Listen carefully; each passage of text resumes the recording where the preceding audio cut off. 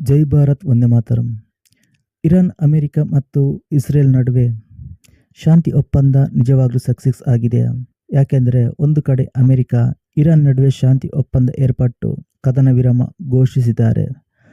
ಆದರೆ ಮತ್ತೊಂದು ಕಡೆ ಲೆಬನಾನ್ ಮೇಲೆ ಯದ್ವಾತದ್ವಾ ಇಸ್ರೇಲ್ ದಾಳಿ ನಡೆಸಿ 250ಕ್ಕೂ ಹೆಚ್ಚು ಜನರು ಸಾವನ್ನಪ್ಪಿದ್ದಾರೆ.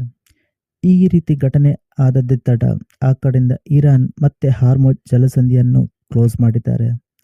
ಲೆಬನಾನ್ ಮೇಲೆ ಇಸ್ರೇಲ್ ದಾಳಿ ಬಗ್ಗೆ ಇರಾನ್ ಕಿಡಿಕಾರಿದೆ.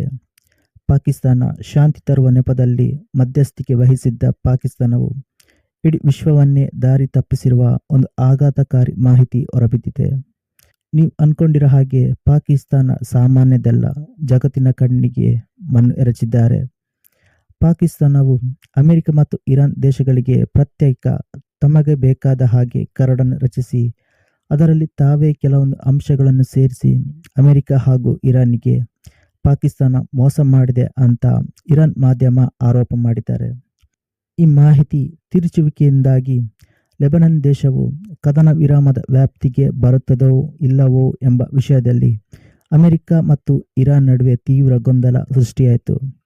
ಇರಾನ್ ಪ್ರಕಾರ ಇದರಲ್ಲಿ ಲೆಬನಾನ್ ವಿಚಾರ ಕೂಡ ಸೇರ್ಪಡೆಯಾಗಿತ್ತು.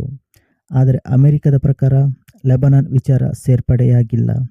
ಇರಾನಿನ ಮಿತ್ರ ರಾಷ್ಟ್ರ ಆಗಿರುವ ಲೆಬನಾನ್ಗೆ ಯಾವುದೇ ರೀತಿಯ ತೊಂದರೆ ಆಗಬಾರದು, ಲೆಬನಾನ್ ಮೇಲೆ ಇಸ್ರೇಲ್ ದಾಳಿ ಮಾಡಬಾರದು, ಇದು ಇರಾನಿನ ಒಂದು ಕಂಡೀಷನ್ ಆಗಿತ್ತು.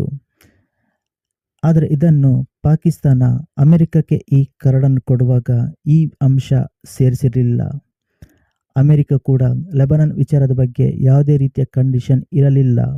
ಕಂಡೀಷನ್ ಇದ್ದದ್ದು ಅಮೆರಿಕ, ಇಸ್ರೇಲ್, ಇರಾನ್ ನಡುವೆ.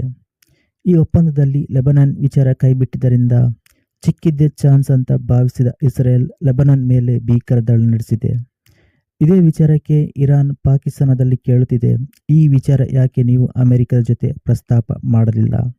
ಕೇವಲ ಈ ಒಂದು ವಿಚಾರ ಮಾತ್ರವಲ್ಲ, ಇರಾನ್ ಮತ್ತೊಂದು ಕಂಡೀಷನ್ ಕೂಡ ಹಾಕಿದ್ದು, ಅದರ ಅನ್ವಯ ಇರಾನ್ನಲ್ಲಿರುವ ಯುರೇನಿಯಮನ್ನು ಸಮೃದ್ಧಗೊಳಿಸಬೇಕು, ಯಾರು ಕೂಡ ಇದಕ್ಕೆ ಹಾನಿ ಮಾಡಬಾರದೆಂಬುದು.